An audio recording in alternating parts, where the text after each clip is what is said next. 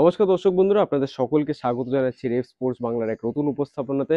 আমি সোমনাথ এবং যেই বিষয় নিয়ে আজকে আমরা কথা বলবো সেটা আপনাদের কাছে নতুন কিছু নয়। বেশ কিছুদিন ধরে কিন্তু মোহনবাগান সমর্থকদের মধ্যে একটা কৌতূহল চলছে যে কোচ হোসে মলিনা তার ভবিষ্যৎ কি হবে মোহনবাগানে। কারণ আমরা জানি যে সুপার কাপ শেষ হয়ে যাওয়ার পর কিন্তু মোহনবাগানের জন্য সুপার কাপ শেষ হয়ে যাওয়ার পর কিন্তু সকলের মনে একটা প্রশ্ন আছে হোসে মলিনার ট্যাকটিক্স নিয়ে। মোহনবাগান অন্দরমহলে যদি আমরা কথা বলি তাহলে এখনো কিন্তু কনফিউশন আছে হোসে মলিনা স্টে করবে নাকি তাকে ছেঁটে ফেলা হবে বা তাকে তিনি রিজাইন করবেন নাকি স্যাক করে দেওয়া হবে, সেটা নিয়ে কিন্তু একটা কনফিউশন আছে। এবং বেশ সমর্থকদের সাথে যদি আমরা কথা বলি তাহলে কিন্তু আমরা জানতেও পারছি যে তাদের মধ্যে অনেক সংখ্যক লোকই কিন্তু চাইছে যে কোচ হোসে মলিনা আর যেন মোহনবাগানের কোচ পদে না থাকেন। তাদের প্রিভিয়াস যে কোচেস ছিল অ্যান্টোনিও লোপেস হাবাস, অনেকে চাইছে যে তিনি ফিরে আসুন বা নতুন কোনো কোচের চাহিদাও কিন্তু হচ্ছে মোহনবাগান সমর্থকদের মধ্যে। এবং আজকে এই ভিডিওটা কিন্তু এই বিষয়ে আমরা কথা বলবো যে মোহনবাগানে এরপরে নেক্সট হেড কোচ কে হতে পারে। কিছু আপডেটও আছে যে কোচ হোসে মলিনার যে অনগোয়িং যে জিনিসটা চলছে সেটা নিয়ে কিছু আপডেটও আছে। এবং পাশাপাশি আজকে শুধু জাস্ট আপডেট ভিডিও না, আমরা বেশ কিছু প্রোফাইল নিয়েও কথা বলবো যারা মোহনবাগানে পরবর্তী হেড কোচ হতে পারে এবং তাদের কি কি স্পেশালিটিস আছে, মোহনবাগানকে তারা কিভাবে হেল্প করতে পারে, তাদের যে চলতি ক্যাম্পেইন আছে, যেসব প্লেয়ার মোহনবাগানে আছে সেই সব প্লেয়ারদেরকে নিয়ে একটা ভালো টিম কি করে বানাতে পারবে এবং সেই টিম কি করে কম্পিট করতে পারবে সেই সব নিয়ে কথা বলবো। আজকে আমরা বেশ কিছু প্রোফাইল নিয়েও কথা বলবো, কিন্তু শুরুতেই এই কথাটা বলতেই হচ্ছে যে কোচ হোসে মলিনা তিনি এই সিজন যেভাবে ফুটবল খেলিয়েছে মোহনবাগান এই টিমটাকে, তাহলে অনেকের মধ্যেই কিন্তু একটা অসন্তোষ আছে। কারণ আমরা সবাই জানি মোহনবাগানে যদি ফরেনারের কথা বলি তাহলে চারটে ফরেনার, চারটে অ্যাটাকিং লাইন আপের ফরেনার এবং দুটো centre back, foreign centre back. আর মিডফিল্ডে কিন্তু কোনো সেরকম ভাবে ফরেন প্লেয়ার নেই। এটা কিন্তু একটা মেজর প্রবলেম মোহনবাগানের জন্য। গত সিজনে এই প্রবলেমটা ছিল ঠিকই, কিন্তু গ্রেগ স্টুয়ার্টের মতো একটা ক্রিয়েটিভ মিডফিল্ডার থাকার কালীন কিন্তু মোহনবাগানের যেসব চান্সেস তিনি ক্রিয়েট করেছেন সেখানে কিন্তু মোহনবাগানে যে একটা সিএম বা বিদেশি সিএম বা সিটিএম বলি সেটার আহ, সেটা দরকার অতটা সেরকম পড়েনি। আপুইয়াও পাশাপাশি এত ভালো খেলেছে সেই জায়গাটাতে। সেই ক্ষেত্রে কিন্তু আপনারা বলতে পারেন যে এই সিজন মোহনবাগানের এই প্রবলেমটা আরো বেশি করে দেখা গিয়েছে গ্রেগ স্টুয়ার্ট না থাকার ক্ষেত্রে। এবং কোচ হোসে মলিনার উপর কিন্তু এটাই দায় যে কেন তিনি একটা ফরেন মিডফিল্ডার নেননি যখন এই টিমের একটা ফরেন মিডফিল্ডার খুব বেশি করে প্রয়োজন ছিল। সেটা কিন্তু কোচ হোসে মলিনা সুপার কাপের যে ডার্বি হয় তার পোস্ট ম্যাচ প্রেস কনফারেন্সেও বলে যে তার হাতে কিন্তু প্লেয়ার চয়নের কোনো ব্যাপার ছিল না, তার হাতে কিন্তু প্লেয়ার সিলেকশনের এই ডিসিশনটা ছিল না, এটা সম্পূর্ণভাবে ম্যানেজমেন্টই দেখতো। এবং তারপরে কিন্তু একটা কোথাও না কোথাও আপনারা বলতে পারেন যে রব উঠে গেছিল যে কোচ হোসে মলিনা হয়তো আর মোহনবাগানে হেড কোচ থাকবেন না। এখনো এই জিনিসটার উপরে কোনো কনফার্মেশন নেই মলিনা থাকবে কি থাকবে না, কারণ কোচ হোসে মলিনার যে কন্ট্রাক্ট আছে সেটা কিন্তু এখনো 1 বছরের কন্ট্রাক্ট আছে। এবং এই কন্ট্রাক্টের যে বাই আউট ক্লজ সেটা কিন্তু অনেক বেশি। বাই আউট ক্লজ অর্থাৎ এই কন্ট্রাক্টটা যদি মোহনবাগান ম্যানেজমেন্ট ভাঙতে চায় এবং কোচ হোসে মলিনাকে সরাতে চায় বা বলতে পারে স্যাক করতে চায়, তাহলে যেই টাকাটা মোহনবাগান ম্যানেজমেন্টকে দিতে হবে কোচ হোসে মলিনায় সেটা কিন্তু অনেকটা বেশি। এবার যদি কোচ হোসে মলিনা রিজাইন করে, নিজে থেকে রিজাইন করে, যেটা অনেক কোচই করে থাকে, সেই ক্ষেত্রে হয়তো টাকাটা দিতে হবে না। এবং আপাতত কোচ হোসে মরিনো ছুটি কাটাচ্ছেন, ছুটিতে আছেন তিনি এবং সকল সমস্ত প্লেয়াররাই ছুটিতে আছে। তারপরে এসে কিন্তু বোঝা যাবে যে কোচ হোসে মলিনার এখন কারেন্ট স্ট্যান্ড পয়েন্টে কি, তিনি কি আদৌ স্যাক হতে চলেছেন নাকি তিনি রিজাইন করবেন নাকি তিনি মোহনবাগান হেড কোচ হিসেবেই থাকবেন, সেটা নিয়ে অবশ্যই ক্ল্যারিটি নেই। বাট একটা জিনিস আমরা আপনাদেরকে শিওরলি বলতে পারি, সূত্র মারফত আমরাও জানতে পেরেছি যে মোহনবাগান ম্যানেজমেন্ট কিন্তু সার্জিও লোবেরার সাথে কথোপকথন চালিয়েছে। এটা এখনো একদম ফাইনাল স্টেজে নেই, কিন্তু একটা প্রিলিমিনারি টক্স কিন্তু হয়েছে কোচ সার্জিও লোবেরার সাথে। এবং কোচ সার্জিও লোবেরাও কিন্তু জানিয়েছে যে মোহনবাগান ম্যানেজমেন্টকে যে তার একটা কিন্তু ফরেন মিডফিল্ডার লাগবে, তাছাড়া চলবে না। ডিমি পেট্রাটস, জেসন কামিংস, একই প্রোফাইলে এতগুলো প্লেয়ার আছে মোহনবাগান এই ম্যানেজমেন্টের, সেই দিক থেকে যদি কথা বলতে তাহলে এত প্লেয়ার কিন্তু তার লাগবে না। মিডফিল্ডে কিন্তু বাড়তি দুটো মিডফিল্ডার তিনি চেয়েছেন, আপাতত সূত্র মারফত আমরা আপনাদেরকে এটাই বলতে পারি।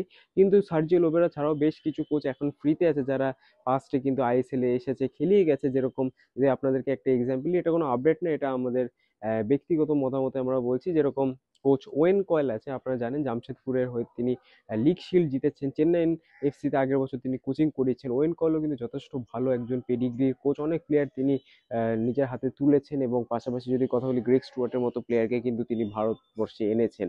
তো ওয়েন কয়েলের যদি কথা বলি, একটা ডাইরেক্ট ফুটবল, ফিজিক্যাল ফুটবল খেলাতে পছন্দ করেন তিনি। এবং ওয়েন কয়েল নিজেও একবার এটা প্রেস কনফারেন্সে বলেছিলেন যে মোহনবাগানের মতো টিম যদি আমার কাছে থাকতো তাহলে আমি ভারতের বেস্ট টিম বানিয়ে বানিয়ে দিতাম, যেখানে তাদেরকে হারানো কোনো মানে বলতে পারেন যে তাদেরকে হারানোই যেত না, এরকম একটা টিম বানিয়ে দিতাম। মোহনবাগান যেরকম ক্যাশ স্প্ল্যাশ করে মার্কেটে, সেরকম যদি আমি টিম পেতাম তাহলে আমি অনেক কিছু করতাম, এরকম একটা কথা তিনি একটা ম্যাচে প্রেস কনফারেন্সে বলেছিলেন। কিন্তু হ্যাঁ, ওয়েন কল যদি মোহনবাগানের কোচ হয়, এটা আগে না আপনাদের বলছি, এটা কোনো আপডেট নেই, এটা আমাদের ব্যক্তিগত মতামত হিসেবে, আমাদের ব্যক্তিগত ভিউজ হিসেবে বলছি। তাহলে কিন্তু মোহনবাগানের যে কারেন্ট টিমটা আছে সেই টিমে কিন্তু বেশ ভালো রকম সুবিধা হবে, কারণ আপনারা জানেন যে একটা ডাইরেক্ট ফুটবল খেলান কোচ ওয়েন কয়েল, এবং ফিজিক্যাল ফুটবল খেলেন লিস্টন কোলাসো, মনবীর সিং, দীপক টাংরি, আপু ইয়া, নানান ফিজিক্যাল, সুভাশিস বোস, নানান ফিজিক্যাল প্লেয়ার্স আছে এই টিমে, এবং কোচ ওয়েন কয়েলের কিন্তু সুবিধা হতে পারে। কিন্তু কোচ উইনকলের যদি কোচের মানে ট্যাকটিক্সের কথা বলি, তাদের কিন্তু তখন কিন্তু তার একটা ফরেন মিডফিল্ডার লাগবে, একটা সেন্ট্রাল ডিফেন্সিভ মিডফিল্ডার এবং একটা ক্রিয়েটিভ মিডফিল্ডার হয়তো মোহনবাগান পেয়ে যাবে, কিন্তু একটা সেন্ট্রাল ডিফেন্সিভ মিডফিল্ড কিন্তু মোহনবাগানে এখনো দরকার হবে। যদি এই কথাটা বলি যে যে কোনো কোচই আসুক, তাদের কিন্তু একটা নতুন প্লেয়ার লাগবে, একটা সেন্ট্রাল ডিফেন্সিভ মিডফিল্ডার বা একটা সিএম, বিদেশি সিএম লাগবে আপুইয়ার পাশে খেলানোর জন্য, বলটাকে যে রোটেট করতে পারে, বক্স টু বক্স মিডফিল্ডার হবে।